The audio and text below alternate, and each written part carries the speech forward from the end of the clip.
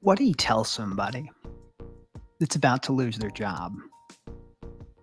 I think about that a lot. I do. This is Armchair After Dark. You know, a moment to sit back and relax, have a drink, and talk about the world we live in. Today we're going Aberfeldy 12 year, single malt. What do you tell somebody that's about to lose their job? It happens more often than you might think. See, there's this type of contract that I talk a lot about. They're called non competition agreements. At their very core, what they're about is telling somebody that they can't do something in a certain area for a certain period of time, a thing that you do that you can't do anymore because you signed a contract. Now, these contracts are pernicious. There's about 1 in 5 working Americans that have signed a non competition agreement, about 30 million working Americans. Now, the FTC went out and made a proposed rule. That proposed rule would ban non competition agreements in virtually every context across this country.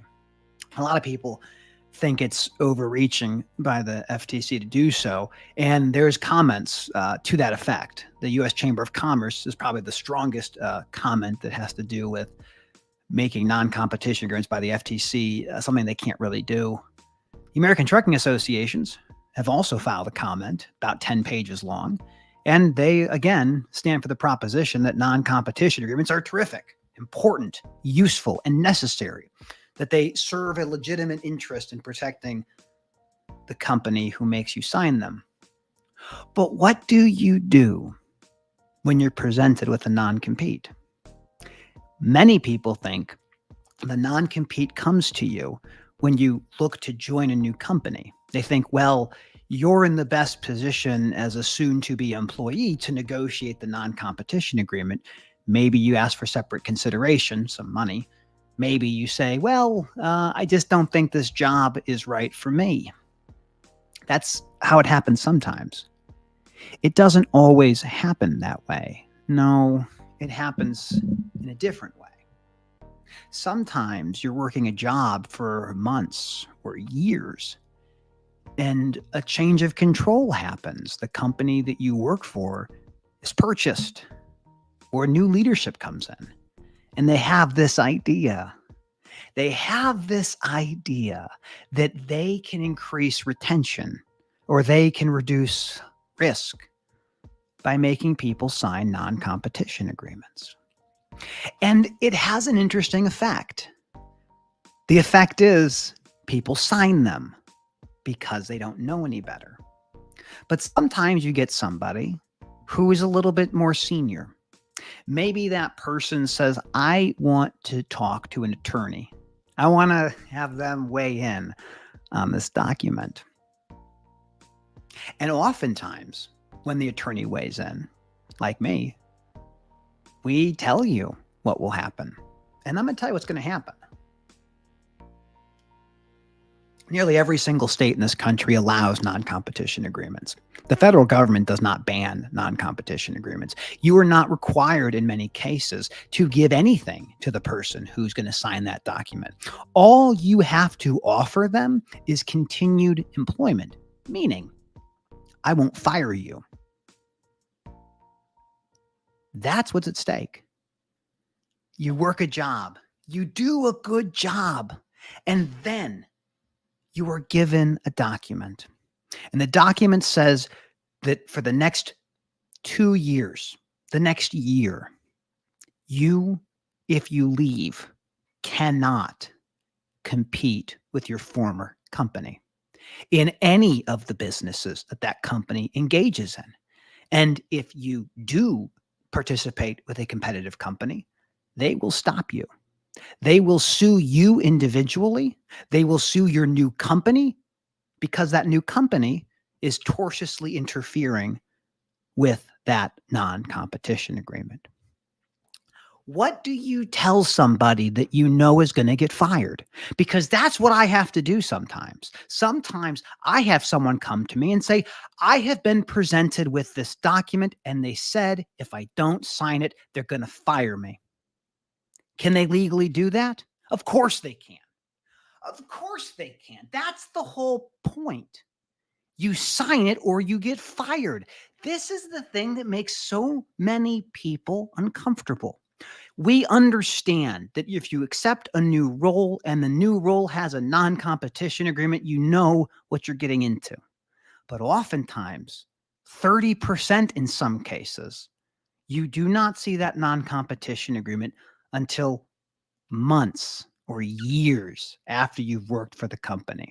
And the thing given to you is an all or nothing deal. Sign it or hit the bricks. So I get excited about non-competition agreements because this is the type of law, the type of contract that impacts literally everybody. I don't care what industry you're in. If you're in transportation, yes, they're there. Of course they are. Are they in construction? Of course they're there. Of course they're there. Are they in technology? Are they in pharmacy? Are they in medical? Yes. Yes. Non-competition agreements are absolutely pervasive throughout the American economy. In fact, the American economy is dependent upon this. That's why the U.S. Chamber of Commerce is so viscerally against a ban of non competition agreements. Now, I have very little power. I am a simple one man show, right? I don't have the resources that so many others may have to lend a voice to something that I'm passionate about. But the two things that people know about me, and I am so proud of the two things people know about me. One, I do not like non competition agreements. And two, I love trailers. Oh, I do love trailers. And for a period of time in my own career, I was legally prohibited from fixing trailers for money because I myself was bound by a non competition agreement. They come for everybody.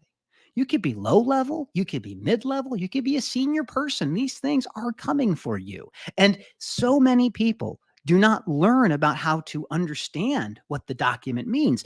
There is such a disinformation around their ability to be enforced. They say, oh, they make them sign, but they're really not enforced. Tell that to somebody who's gone bankrupt from being sued for a non competition agreement. Over 20,000 comments were made in the FTC's proposed rule banning non-competition agreements. And yet, there is still no final rule. And when the final rule does eventually happen, the U.S. Chamber of Commerce, the American Trucking Association, and any large entity that is in favor of these things will litigate. And they will say FTC lacks the statutory authority to ban contracts between private citizens and businesses. And you know what? They're right. They're right. The FTC is not going to have the authority, and they know this. They likely are going to put out a rule knowing full well that it will be litigated and that they will end up losing. Hopefully, Congress will then do something to ban them. But the reality is, no one's coming to save you. There is no giant group of people who are chomping at the bit to sue people who are doing bad things. No, the contrary. There are lawyers happily waiting to enforce a non-competition agreement against you or your family, your children, your nephews, your cousins. We're all locked into the same thing. So I made this because I'm presented with an interesting conundrum. What do you tell somebody who's probably going to get fired? Because some people will not sign non-competition agreements, and God bless you for doing it, because only you are the ones who can stop these things, these pernicious, vindictive, petty contracts that have been used to find ways to make American workers make less money. The FTC estimates that about 300 billion, that's billion with a B, wages are left on the table every single year because men and women cannot simply go and make their own company. They can't go work for a competitor. They are locked in place. I use the example of Jimmy John's because that one is so salient for so many people. Jimmy John's had non-competition agreements for every single person who worked for their company. Sandwich shop, non-competition agreements.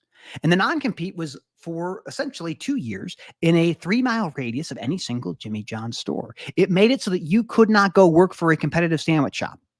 They were sued in New York, they were sued in Illinois, and eventually they backtracked. But you have to remember, most people are not going to get a lawyer to help them. Most people are going to sign the document and then find another job when it's all said and done, losing all of the institutional knowledge that they've gained. So back to that question I asked originally. What do you tell somebody who's probably going to get fired? Good luck. How can I help? At the end of the day, no one will protect you from these things. It is up to you. And sometimes doing the right thing is the most difficult thing to do at all.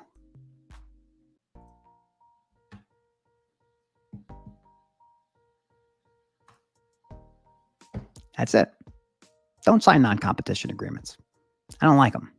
I know you're out there peddling your wares, your documents, but there's somebody watching. There's always someone watching. Have a great night.